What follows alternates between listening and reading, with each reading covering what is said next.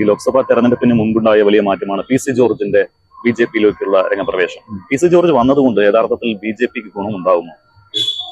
എനിക്ക് അയാളെ പറ്റി അത് പിടുത്തം കിട്ടാത്ത ആള്. അയാൾ എത്ര സഭകളൊക്കെ ഇഷ്ടപ്പെടണ്ട അയാളെ.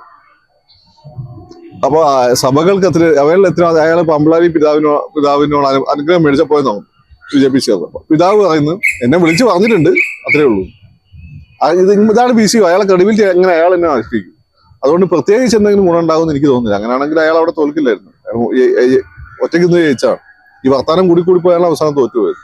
ഇപ്പൊ ഏകദേശം പത്തനംതിട്ടയിൽ പുള്ളി തന്നെ സ്ഥാനാർത്ഥിയാകുമെന്ന് വരുന്നു. പത്തനംതിട്ടയിൽ അയാൾ ആയിരിക്കും, എനിക്കറിയാം. അയാൾ ഒരു മണ്ഡലത്തിൽ പൂഞ്ഞാറിലും അതിന്റെ തൊട്ടടുത്തുള്ള ഒരു മണ്ഡലത്തിൽ അയാൾക്ക് സ്വാധീനിക്കാൻ പറ്റും. മറ്റു സ്ഥലങ്ങളിൽ സഭ വിചാരിക്കണം ജയിക്കണമെങ്കിൽ. സഭ വിചാരിച്ചാൽ ഓക്കെ. സഭേനെ ഇന്നലെ പാമ്പളാരി പിതാവിന്റെ പ്രസാദം എന്നോടുകൂടി എനിക്കൊരു പിടുത്തമില്ല. മുസ്ലിങ്ങളെ വോട്ട് ഓൾറെഡി ബി.ജെ.പി കിട്ടില്ല, പി സികളെ തീരെ കിട്ടില്ല. അതാണ് എന്റെ കാര്യം. പിന്നെ NSSന്റെ വോട്ട് കിട്ടുമെന്ന് എനിക്ക് അറിയില്ല. NSS നല്ല ബന്ധാന്ന് കേട്ടു. അപ്പോ ഈ പി സി ജോർജ് പോയത് കൊണ്ട് ബി.ജെ.പിക്ക് പ്രത്യേകിച്ചൊരു നേട്ടം ഉണ്ടാകില്ല എന്ന് തന്നെയാണ് എനിക്ക് തോന്നുന്നില്ല. എന്തായാലും പത്തനംതിട്ട സീറ്റ് മോഹിച്ചാണ് പോയിരിക്കുന്നത്. പത്തനംതിട്ട സീറ്റ് മാത്രമാണ് അദ്ദേഹത്തിന്. നിങ്ങൾക്ക് എന്തെങ്കിലും പ്രത്യേകിച്ച് ഗുണമെന്ന് ഇപ്പൊ സുരേഷ് ഗോപി തൃശ്ശൂർ വന്നു. ബി.ജെ.പിന്റെ മൊത്തം ഫോക്കസ് തൃശ്ശൂരിലേക്ക് മാറ്റാൻ സുരേഷ് ഗോപിക്ക് പറ്റി. ഇതിപ്പം പത്തനംതിട്ട അവരുടെ A ക്ലാസ് മണ്ഡല. പി സിക്ക് അങ്ങനെ കോട്ടയത്ത് നിന്നിട്ട് ഫോക്കസ് കോട്ടയത്തേക്ക് മാറ്റി സുരേഷ് ഗോപിനെ പോലെ 28% വോട്ട് പിടിക്കുക. അങ്ങനെ നിങ്ങൾ പറഞ്ഞു ആവശ്യമില്ലാതെ ഹൈപ്പ് ആളുകൾക്ക് കൊടുക്കുന്നതാണ്. പിന്നെ അടുത്ത് അല്ല, പി സി ജോർജ് വന്നത് പത്തനംതിട്ട സീറ്റ് മോഹിച്ചുകൊണ്ട് തന്നെയാണോ, അതോ വേറെ എന്തെങ്കിലും ലക്ഷ്യമുണ്ടോ ജോർജിനെ രാഷ്ട്രീയത്തിൽ ഉറപ്പിച്ചു നിർത്താനുള്ള ഒരു? അല്ല, അതായത് ഷോണ് ഭേദപ്പെട്ട പയ്യൻ, അച്ഛനെ പോലെ അല്ല. അത് പറയുന്നതിൽ ഒരു വ്യക്തതയും കാര്യങ്ങളൊക്കെ ഉണ്ട്, സ്ഥിരതയൊക്കെ ഉണ്ട്. പിന്നെ രണ്ടാമത്തെ കാര്യം പൊളിറ്റിക്കലി റെലവന്റ് ആയിരിക്കാൻ വേണ്ടിയില്ല. അപ്പൊ അദ്ദേഹം എവിടെ ഇല്ലല്ലോ.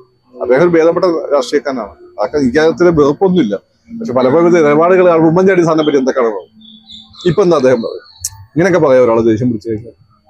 ഉമ്മൻചാണ്ടിയെ പറ്റി പറഞ്ഞ ഓർമ്മ വാക്കുകളും പറയുന്നില്ല. അതാണ് പറഞ്ഞത്. അതുകൊണ്ടാണ് എനിക്ക് അദ്ദേഹത്തോട് ആ ഒരു അവമതിപ്പുള്ളത്. അത് ഷോണിന് പ്രശ്നമല്ല. നമുക്ക് ഇനി തിരുവനന്തപുരം ഏറ്റവും കൂടുതൽ ബി.ജെ.പി പ്രതീക്ഷ വയ്ക്കുന്ന ഒരു മണ്ഡലമാണ് തിരുവനന്തപുരം. പക്ഷെ അവിടെ സ്ഥാനാർത്ഥികൾ ആരാണ് എന്ന് കൃത്യമായിട്ടൊരു ധാരണയായിട്ടില്ല. ശശി തരൂരിനെ വെല്ലാൻ മാത്രമുള്ള ഒരു കാൻഡിഡേറ്റിനെ ഇറക്കാൻ കഴിയുമോ? നരേന്ദ്രമോദി ഒന്നായിരിക്കും.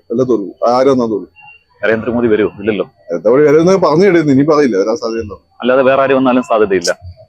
തരൂരിന് ഉണ്ടായ ഒരു ക്വാളിറ്റി മറ്റൊരു സ്ഥാനാർത്ഥിക്കും ഇല്ലാത്തതുകൊണ്ടാണ് അങ്ങനെ. അല്ല, ഒന്ന് ക്വാളിറ്റിയാണ്. തിരുവിതാംകൂർ മറ്റു സ്ഥലങ്ങളിലുള്ള ആളുകളെ പോലെയല്ല. അവർ കഴിവിനൊക്കെ പ്രാധാന്യം കൊടുക്കുന്നതാണ്.